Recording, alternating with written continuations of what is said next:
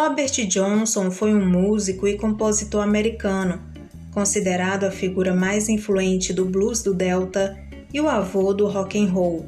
A vida de Robert Johnson é uma mistura de registros históricos escassos e uma mitologia poderosa que o transformou no pai do blues moderno.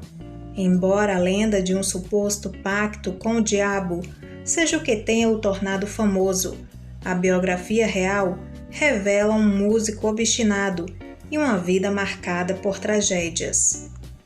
Olá, meus queridos companheiros apaixonados por história. Aqui é Joana Oliveira e sejam bem-vindos a mais um vídeo do canal Diário da História. E o vídeo de hoje foi indicado pelo inscrito William Lima. Obrigada por sua sugestão.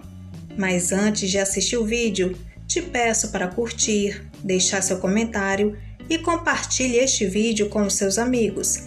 E se você é novo por aqui, peço que se inscreva. Desse modo, você estará ajudando o canal a crescer. Robert Leroy Johnson teria nascido entre os anos de 1909 a 1912, pois as datas em seus documentos se divergem. Em Hazlewood, no Mississippi, sua infância foi instável. Ele era filho de uma relação extraconjugal de sua mãe, Julia Major Dodds, com um trabalhador rural chamado Noah Johnson. Durante sua infância, em virtude de sua origem polêmica, Robert mudava-se constantemente entre os estados do Mississippi e Memphis e mudou de sobrenome várias vezes, adotando os nomes Dodds, Spencer e finalmente Johnson. A trajetória da carreira musical de Robert Johnson iniciou com instrumentos baratos e portáteis, comuns para as crianças pobres do delta do Mississippi. Ele era considerado um excelente gaitista desde cedo. Ele usava um suporte no pescoço para tocar a gaita, enquanto tentava tocar outros instrumentos, algo que muitos músicos de rua faziam na época. Por volta dos 14 ou 15 anos, ele começou a se interessar seriamente pelo violão. O amor pela música só aumentava no coração de Robert. Como muitos jovens de sua época que moravam no Mississippi, Robert tocou um diddley bow, uma espécie de instrumento caseiro feito com arame esticado em uma tábua de madeira, pregos e garrafas de vidro. Robert tentou tocar com os grandes músicos da região, como Sam House e Willie Brown, mas ele era considerado um péssimo músico. Sam House dizia que Robert fazia um barulho terrível e que as pessoas pediam para ele parar de tocar. Humilhado, Robert Johnson desapareceu por 2 anos. Em 1929, Robert se casou com Virginia Travis. Infelizmente, ela faleceu no parto, junto com o primeiro filho do casal.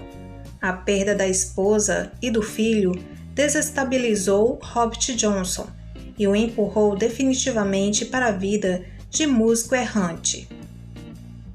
Diz a lenda que Robert Johnson era um músico medíocre, até que levou seu violão para uma encruzilhada nas rodovias 61 e 49 em Clarksdale, no Mississippi, à meia-noite. Lá, ele teria encontrado um homem alto e negro, o suposto diabo, que afinou seu violão. Depois disso, Johnson teria retornado com um talento sobrenatural, mas com o preço de sua alma e uma morte precoce aos 27 anos. Mas vamos separar a lenda da realidade? Johnson realmente sumiu por um tempo e voltou tocando de forma surpreendente, para o espanto de todos. No período de seu sumiço, Robert estudou intensamente com um músico chamado Ike Zimmerman. Após seu esforço incansável pela perfeição, Robert conseguia fazer o violão soar como 2 ou 3 instrumentos ao mesmo tempo, algo que parecia impossível para a época. E por causa disso, a lenda sobre o suposto pacto com o diabo ganhou força. A verdade é que Robert Johnson foi um gênio técnico que praticou exaustivamente. O mito do pacto foi em grande parte emprestado de outro bluesman, Tommy Johnson, que não era seu parente. Tommy afirmava abertamente para todos que vendeu sua alma num pacto. Após a morte de Robert Johnson, o marketing da indústria fonográfica e historiadores de blues abraçaram a lenda para dar um ar místico à sua biografia. Robert Johnson nunca foi uma estrela nacional em vida. Ele era um músico itinerante, tocando em esquinas e bares por gorjetas. Ele gravou apenas 29 músicas. Em 1938, durante uma apresentação no bar Three Fox, John bebeu uísque envenenado com escritinina, supostamente preparado pelo dono do bar, o qual estava enciumado porque o músico supostamente flertou com sua esposa. Sonny Joy Williamson, que estava tocando com Johnson, havia alertado-o sobre o uísque, mas ele não lhe deu atenção. Johnson se recuperou do envenenamento, mas contraiu uma pneumonia e morreu 3 dias depois, em 16 de agosto de 1938, em Glenwood, Mississippi. Contudo, há outras versões sobre sua morte. Que Johnson havia morrido de sífilis ou até mesmo sido assassinado com arma de fogo. O legado de Robert Johnson é um dos fenômenos mais curiosos da história da música. Ele gravou apenas 29 canções entre os anos de 1936 a 1937, mas sua influência é a base de quase tudo o que chamamos de rock e blues moderno. Se Robert Johnson não tivesse existido, o rock dos anos 60 e 70 soaria completamente diferente. Embora fosse um músico de blues acústico, a estrutura de suas músicas e sua agressividade no violão anteciparam o rock.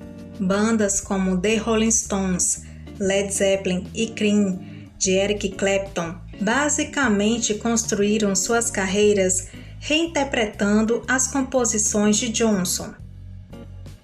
O impacto de Robert Johnson foi tão profundo que ele recebeu honrarias décadas após a sua morte, além de ser considerado o pioneiro do Clube dos 27, que se referem aos músicos, artistas e celebridades que faleceram aos 27 anos de idade.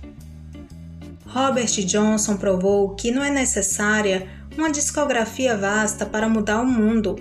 Às vezes, uma técnica impecável e uma alma atormentada, ou um pacto, se você preferir, são suficientes para registrar seu nome na história.